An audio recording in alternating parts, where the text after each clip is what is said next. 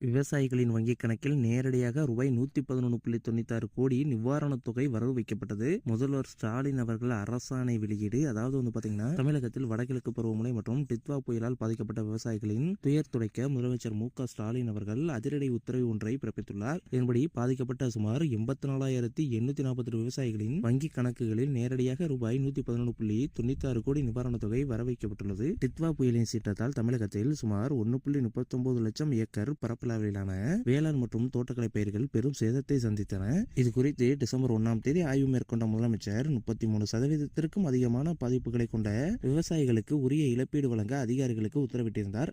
அதன்படி தற்போது மாவட்ட ஆட்சியர்களிடமிருந்து பெறப்பட்ட புள்ளி விவரங்களின் அடிப்படையில் இந்த நிவாரண நிதி விடுக்கப்பட்டுள்ளது. நெல் உள்ளிட்ட இரவை பயிர்களுக்கு ஹெக்டேருக்கு ரூபாய் 20,000 என்ற வீதத்தில் நிதி வழங்கப்படுகிறது. அரியலூர், கடலூர், மயிலாடுதுறை, தஞ்சாவூர் உள்ளிட்ட 33 மாவட்டங்களைச் சேர்ந்த விவசாயிகள் இதன் மூலம் பலன் பெறுகின்றனர். பொங்கல் பண்டிகையை முன்னிட்டு விவசாயிகளின் வங்கிக் கணக்கில் நேரடியாக பணம் வர வைக்கப்பட்டது உழவர் குடும்பங்களுக்கு பெரும் மகிழ்ச்சியை அளித்துள்ளது.